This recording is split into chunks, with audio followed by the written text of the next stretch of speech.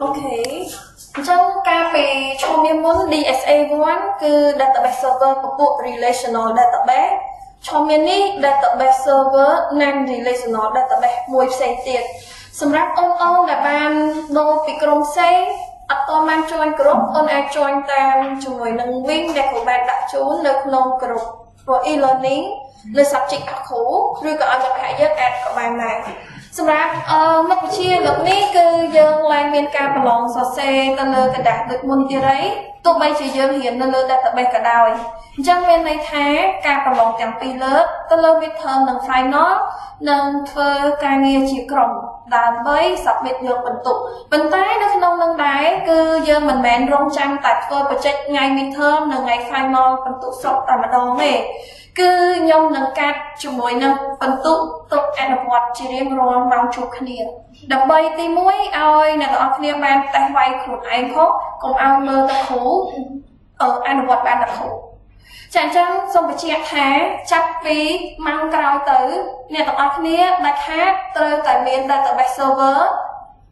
ថ្មីមួយហ្នឹងនៅលើម៉ាស៊ីនអូនរៀងខ្លួនដើម្បីអនុវត្តយកបន្ទុកក្នុងថ្នាក់សម្រាប់ការប្រឡង midterm ខ្ញុំសូមយកតែ10បន្ទុកទេសម្រាប់ project ជាក្រុមហើយ30បន្ទុកទៀតគឺយើងបែងចែកតាមថ្ងៃនីមួយៗចឹងបែរថាឧទាហរណ៍ថាយើងអនុវត្ត10ដងចឹងមួយថ្ងៃបាន3បន្ទុកអីចឹងទៅម្ដងបាន3បន្ទុកអញ្ចឹង10ដងទៅយើងបាន30តោះនេះចា៎ហើយតើតងជាមួយនឹង final វិញក៏វាអត់ខុសគ្នាដែរគឺខ្ញុំនឹងឲ្យ20បន្ទុកសម្រាប់ project final និង40បន្ទុកទៀតគឺកាត់ចូលទៅក្នុងអនុវត្តជារៀងរាល់ម៉ោងជួបគ្នាទោះបីជាម៉ោងយើងបន្ទុកនេះទ្រឹស្ដីក៏ដោយក៏អ្នកទាំងអស់គ្នាភាគច្រើនខ្ញុំជឿថាឆ្នាំទី3អូនមានកុំព្យូទ័រប្រើរៀងខ្លួនទេចឹងយើងយកកុំព្យូទ័រមកប្រើបានដល់ហើយអ្វីដែលខ្ញុំលើកខ្ញុំមកបង្ហាញគឺខ្ញុំបង្ហាញនៅលើ Windows ទេអត់ប្រើនៅលើ Mac ទេចឹងសម្រាប់អូនដែលមាន Windows មាន Mac គឺរៀងពិបាកទៅលើការតម្លៃ server ព្រោះយើងត្រូវ config យើងត្រូវទៅសេជាមួយនឹង command វាច្រើនតិចដើម្បី config វាប៉ុន្តែសម្រាប់ជាមួយនឹងបើសិនជា Mac មែនតែអូនតម្លៃ Windows នៅលើហ្នឹងមាន server 2អាហ្នឹងអត់អីវិញអូខេឥឡូវយើងមកកន្លែងមកមើលនិយាយអំពីថាតើ database ដែលយើងរៀនថ្មីហ្នឹងគឺជា database អ្វីចាអញ្ចឹងមុខវិជ្ជា database មិនមែនមានតែឈរមានហ្នឹងទេចប់ទេគឺឈរមានក្រោយៗក៏មានទៀតដែរគឺឡើង level Oracle អីជាដើមឥឡូវនេះ database ដែលយើងនឹងរៀនបើសិនជាអូនបានសភៅហើយអូនប្រហែលជាដឹងហើយគឺ database យើងឈ្មោះថា MongoDB MongoDB គឺជាប្រភេទ database server មួយដែលជាប្រភេទក្រុម non relational database មានន័យថា non structure schema គឺមិនទាមទារឲ្យអ្នកទាំងអស់គ្នា analyze schema ដូចពីមុនទេតែការ analyze schema ហ្នឹងវាបែបម៉េច analyze schema មានន័យថាជំហានទី1គឺយើងត្រូវបង្កើត database តែនៅក្នុង database ត្រូវកំណត់ថាយើងមាន table អីហើយក្នុង table នីមួយៗត្រូវមាន column អីគេខ្លះហើយ column ហ្នឹងតើមាន data type អីយើងត្រូវបង្កើតឲ្យហើយបន្តមកទៀតយើងត្រូវគិតពី relational តាមរយៈការចូល relation ពី table មួយទៅកាន់ table មួយទៀតតែនៅក្នុង database ពពួក non relational គឺបើមានការថែមថយអីឧទាហរណ៍ថាឥឡូវយើងបញ្ចូលទិន្នន័យ2 column ឧទាហរណ៍ណាស្រាប់តែលើកក្រោយយើងនឹកឃើញយើងថែម3 column លើកក្រោយទៀតយើងថែម4 column អញ្ចឹងយើងអត់ត្រូវការប្របាក់ក្នុងការទៅ alter table ដើម្បីទៅបដូរវាទេគឺយើងប្រើវាតធម្មតាចានេះគឺយើង schema lab ចាអត់ប្របែកក្នុងការបន្លែកsyntax structure វាហើយមួយទៀត data របស់យើងនៅក្នុង MySQL គឺ store ជា data មួយ valueបើសិនជានិយាយពីពពួក MongoDB នេះវិញគឺយើងអាច store value មួយក៏បានឬក៏ច្រើនក៏បានដែលគេហៅវាថាអាច store ជា array ចឹងបើវា store ជា array គឺគុណសម្បត្តិវាអត់ត្រូវការឲ្យយើងមាន relation ឧទាហរណ៍ថា set order detail ហើយឯងមកមាន order detail ព្រោះយើងគិត relation នឹងឲ្យវាស្ទួន data យើងប្របែក normalize ទៅទេតែនៅពេលក្នុងជាមួយនឹង MongoDB នេះគឺយើងអត់ត្រូវការប្របែក normalize បែបហ្នឹងទេគឺក្នុង field មួយណាអាច store ទិន្នន័យបានច្រើនតែម្ដងឥឡូវខ្ញុំលើកឧទាហរណ៍ជាមួយនឹងកិច្ចការងារមួយដែលកូនសិស្សគាត់បានធ្វើ submit ការងារមកឲ្យខ្ញុំអានេះគឺជាកិច្ចការងាររបស់កូនសិស្សទេចឹងខ្ញុំបង្ហាញ data សិនអានេះវាអាចថាជាការបើក ជប់ដំបូងជាមួយនឹងការបញ្យល់មុខវិជ្ជាសិនវាចូលទៅការរៀនតាមក្រោយទៀតខ្ញុំនឹងបង្ហាញយើងពីរបៀបនៃការតម្លៃ server នេះគឺជា connection application ដើម្បី remote connect ទៅ database server មួយប្រភេទថ្មីឈ្មោះថា MongoDB ដែលខ្ញុំនិយាយមិញនឹងខាង schema ហើយហាចឹងខ្ញុំ remote ទៅ server ដែល server នេះគឺ server MongoDB គឺអាចប្រើនៅលើ local មួយអ្នកទាំងអស់គ្នាធ្លាប់ប្រើពីមុនឬក៏យើងអាចប្រើវានៅលើ cloud នៅក្នុងកម្មវិធី MongoDB Atlas ដែលជាការ store database server ដែរតែនៅលើ cloud ចឹងមានន័យថាទៅ connect គ្រប់ពេលជាមួយនឹង internet វាមានពីរចាឥឡូវខ្ញុំបង្ហាញយើងពីការប្រើនៅលើ local ចាមានគេមាន database តែក្នុង database ហ្នឹងគឺគេបានបំបែកចេញជា data collection ឬក៏បងប្អូនគ្នាធ្លាប់តែងតែនិយាយថាក្នុង database មាន table ហើយបានក្នុង table មាន column ហើយតម្លៃដែលយើងបញ្ចូល column នីមួយៗគឺបញ្ចូលជា row ត្រូវទេចាអញ្ចឹងឥឡូវនេះគឺយើងឃើញទម្រង់ទិន្នន័យដែលខ្ញុំកំពុងបង្ហាញនេះវាមានលក្ខណៈខុសប្លែកពីទម្រង់ទិន្នន័យយើងពីមុនមកព្រោះថា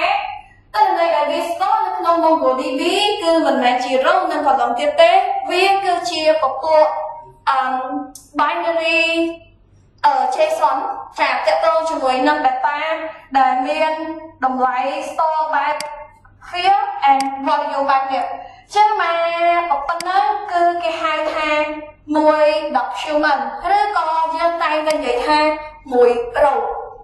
តោះណាហើយទិន្នន័យគឺជាទូទៅគឺយើងអាច store ទិន្នន័យមិនថាជាលេខជាអក្សរដែលខ្ញុំនិយាយមុនហ្នឹងគឺជា array នេះគឺជា data ដែលវា store ជា array system នេះគឺខ្ញុំលើកបង្ហាញអំពី system សម្រាប់ cinema តើតើមួយការ booking ធម្មតាពេលអត់ទៅ register booking ជាមួយនឹងរឿងណាមួយយើងកក់សបត់តើអរគ្នាក្នុងម្នាក់អាចកក់បានមកទីក្អីត្រូវទេអញ្ចឹងយើងអាច select ទៅមួយអញ្ចឹងយើង select ក្អី ABC ឬមួយក៏មួយ A មួយ B មួយ C អញ្ចឹងទៅតោះណាចាអានេះយើងឧទាហរណ៍ទេតែបើយើងនិយាយមែនតើជួរ A អញ្ចឹងវាមាន A1 A2 A3 ដល់ A15 អញ្ចឹងទៅចាចឹងនេះ data ដែលគេ store គេអាចត្រូវការប្របែកវាចេញជា detail របស់ syllable ហ្នឹងមានសម្រាប់ syllable booking មួយហ្នឹងមាន A 100ទៀតមាន A1 100ទៀតមាន A2 ឯងវាជា array បែបហ្នឹងអានេះ data របស់វាចឹងអាចជា final project ដែលគាត់បានឲ្យខ្ញុំឥឡូវខ្ញុំមកសូជាមួយនឹងbooking តើនៃ booking ខ្ញុំតេស្តពីពេលថ្ងៃមុនបានទិន្នន័យ6ទិន្នន័យ6 document ឬក៏អាចនិយាយថា6ជួរដេកណា booking 6នាក់ហើយអូខេអញ្ចឹងខ្ញុំបើកជាមួយនឹង server ហ្នឹងតិចកុំឈឺក្បាលមួយវាគ្រាន់តែមើលថាអូអានេះគឺ data វា store បែបហ្នឹងរឿងកូដបែបណារឿងប្រតិបត្តិការវាបែបម៉េចកុំតន់គិតគ្រាន់តែឲ្យយើងបើកថាអូ data វា store បែបអញ្ចឹងទេណាខ្ញុំឧទាហរណ៍ប៉ុណ្ណឹងអូខេអញ្ចឹងឥឡូវនេះខ្ញុំទៅធ្វើការទៅ start មួយ server សិន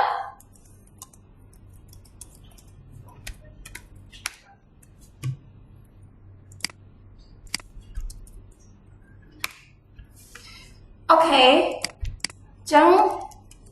អានេះគាត់ប្រើមួយ static ទេណាគាត់ប្រើ fake មាន user password មកកំណត់មកអត់ទាញពី database ហេគាត់មានកំណត់ value ឲ្យអូខេនេះគឺជាផ្ទាំង dashboard របស់គាត់ដែលជាការទាញទិន្នន័យពី database ពី database Mongo មួយហ្នឹងចាគាត់មានជាមួយនឹង dashboard ជាការទាញទិន្នន័យបង្ហាញមកខ្លះចា preview ថាអូខេគាត់ត្រូវមាន income ប្រហែលហើយលេខតិចតួចអញ្ចឹងណាអញ្ចឹងឥឡូវយើងមកធ្វើការសាកល្បងប្រើមួយនៅក្នុងហ្នឹងខ្ញុំតេស្តជាមួយនឹង movie អូខេចុះ movie នេះវាមាន6 movie and data store នៅក្នុង movie ហ្នឹងក៏មាន6ហ្នឹងដែរចឹងវា store ជា URL មាន rating មាន title មាន năm ở cái hai auto number chỉ ID miền red ở dân tử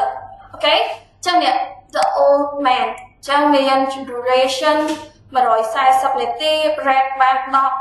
chẳng cơm via ai nằm thưa cái tôi thay ô lấy red nó cầm cầm buồn thế ok chẳng cái red thing nó lừa front end and via mau thưa affect nó lừa database server nè chắc bài này data đại dân tay tại bảo dân dạy phim actual trên thời xem update table movie set rating smart nâng rap bốn where title smart nâng old man anh ấy dân xem actual script chẳng hạn ní cô dân xem script bài dân này bằng tay dân bài connect pi front end ở pi back end từ căn database giúp họ mũi nâng ở language một tiện cho mỗi năng Node.js cho mỗi năng framework bậc hai chứ còn nào dân đơn ha chân cả tay nó cho ai update bạn còn ha mình chỉ cần là sẽ update script rồi ông chủ order right thế cứ dân phải chia viết pi back end với cái chẳng á chả store tên này hay chắc là lấy nhau nó cầm nạp cho mỗi năng số tham muối sẽ to muối old man á cho nhau cầm nạp và cả với schedule this movie ngày okay, màu muối hay màu pi ở lấy nhóm add schedule muối tiếp movie và muối nè với tiền vì database old man vì lấy màu hẻm chuẩn pi size of hẻm khi ấm chả best price chuyển luôn tầm lái cứ bơi chuột hẻm đồ lá chả nơi nào hall lệch mùi y lệch mùi chiếm hết standard hall ok mới tiếp nhông add schedule hướng nâng thật đấy tay mau save đó cái này thọc các hướng của các chuyện đơn ngay hướng mỗi cứ miền cầm nặt cho mỗi năm số và dân hai nơi hall nè nơi vì lý mong của mẹ cần nặt cho nón hall mỗi nâng I store của mẹ nè ok chả cho nên cứ dân phải cất analyze cái hướng analyze hay bởi hướng analyze nhưng cất hai thằng afnia clock hay của clock xuôi nhau hướng analyze nên chẳng dân clock thơ system tụi nó analyze nè chả mau zone cùng bút chọn pi đặt hẻm pm right pi chọn hẻm của bạn khó ok anh ấy ơ chìa mà nhâm click chọn đó nhâm xong remove chào listen việc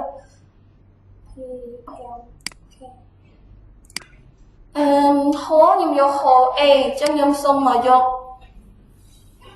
change B anh nâng đặt anh ấy biết ok change hố đấy môi A để clear cái trong nhâm thôi cả booking môi nè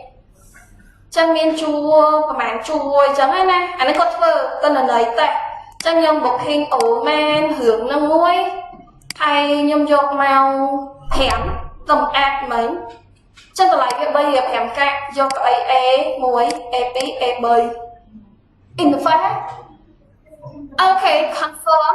total price calculate ao dân automatic và dân vậy tới dân thử quân cả số anh ấy bị calculate tam value of it confirm ok chẳng tay một tiết hướng nâng tờ đáy việc liêm mau nâng tờ đáy chân AB thử ban disable viết store chia array chân data array robot số tha ở robot booking ở lời ní thử ban booking hỏi cứ array miên tên là này mùi này chứ ôn men create ngày nâng ngày một thấy thẻm đấy rồi sao tại vì mau server copy dương chặt cái ta đi mau server vì tranh luật mùi tham xuống không khá nế mình có dương bụng bò lên á anh ấy hướng sẽ hướng tham xuống cho mấy nhầm select mùi bị bấy buôn nào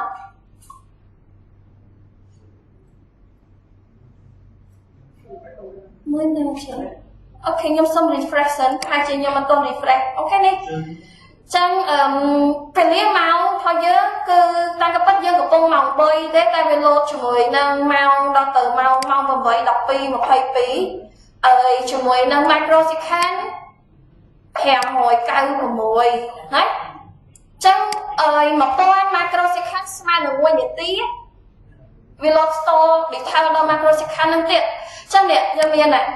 គេ store ជា array 1 2 3ចឹងគេទាញលក្ខខណ្ឌទាញអីធ្វើនិយាយទៅគេធ្វើ query ទាញលក្ខខណ្ឌវានេះវានោះតែគេសេនៅក្នុង interface អញ្ចឹងគឺតម្រង់បែបលក្ខណៈការងារយើងហ្នឹងនឹងធ្វើជាមួយនឹង database analyze គណិតជាមួយនឹង front end ហើយមួយ back end យកវាមក combine ចូលគ្នាធ្វើជា project final ហ្នឹងហើយចឹងការងារហ្នឹងធ្វើជាក្រុមយើងមិនឲ្យធ្វើម្នាក់ឯងទេតែបើយើងស្ម័គ្រចិត្តចង់ធ្វើម្នាក់ឯងក៏អូខេដែរអូខេចឹងនេះឃើញទេពេលមកធ្វើម្នាក់អត់អីទេតែបើថាមកហ្នឹង select ទៅroom ហ្នឹងលក្ខខណ្ឌហ្នឹងគឺ array 4 3ហ្នឹងត្រូវបានដកចេញហើយចឹងអត់អាចយកតទៅទៀតទេចឹងយើង select ហ្នឹងណាអូខេចាចឹងយើងអាច check តម្លៃទៅវាមក insert ឡើង8ឯងបញ្ចូលទិន្នន័យហ្នឹងដល់ខំធ្វើចឹង delete ក៏បាន update ក៏បាន insert ក៏បានហើយ query select យកមកបង្ហាញទាញជា result ឲ្យទៀតចឹងវាមានជាមួយនឹងគេហៅថាពពុះ statement គ្រប់គឺ create C នោះ create read នោះគឺស្មើនឹងការ select U នោះគឺ update D នោះគឺ delete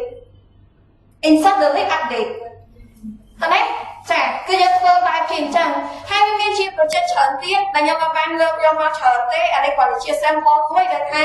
អូខេ database អាច store ទៅនៅនឹងបានគាត់ថារូបរាងនៃការ store database របស់យើងគឺបើមើលទៅអត់ដូចជាមួយនឹងការរៀនរបស់ MySQL យើងទេហើយអត់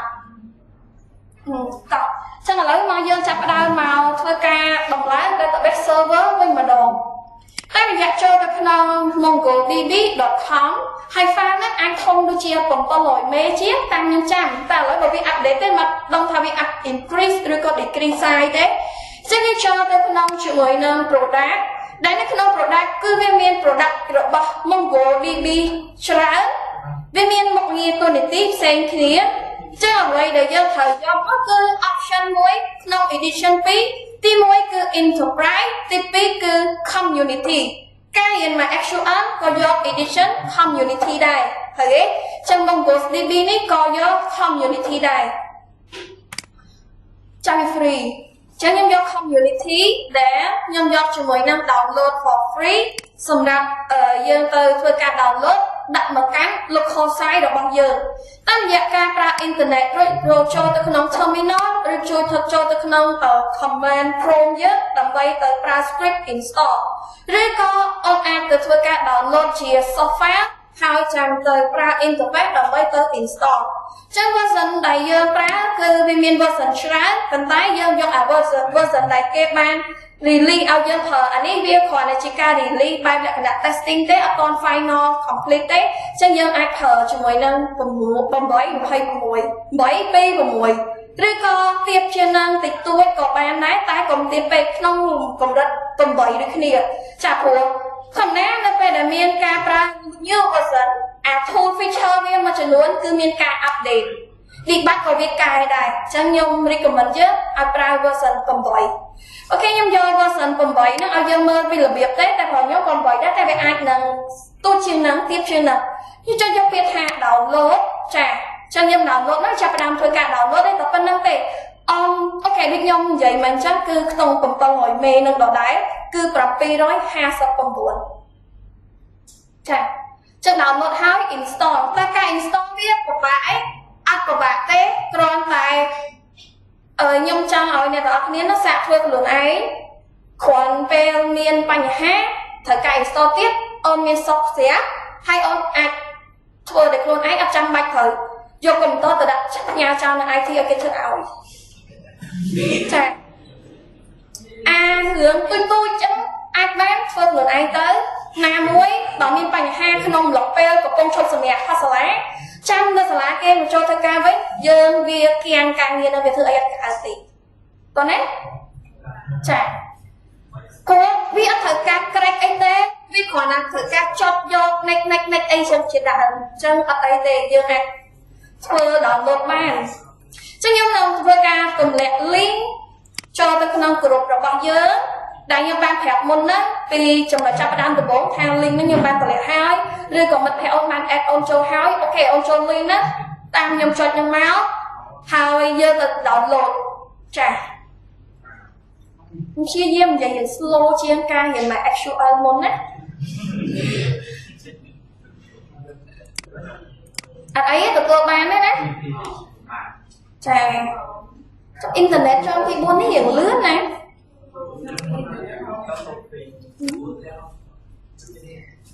anh ấy thế ốc app nào lên how install nên là how có bán bảo miền bánh hang nhom chuối đấy coi nhớ từ tiền bên các bạn còn tay cho kia mau cái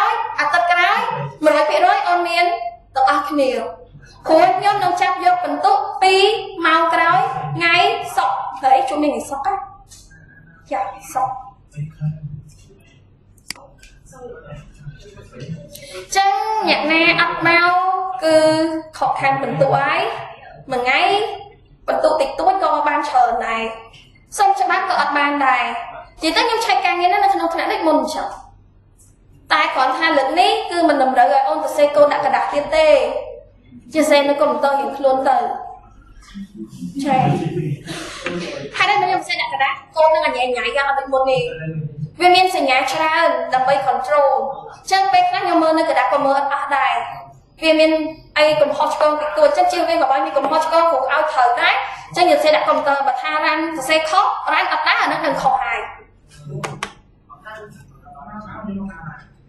anh ấy nói của xe internet ao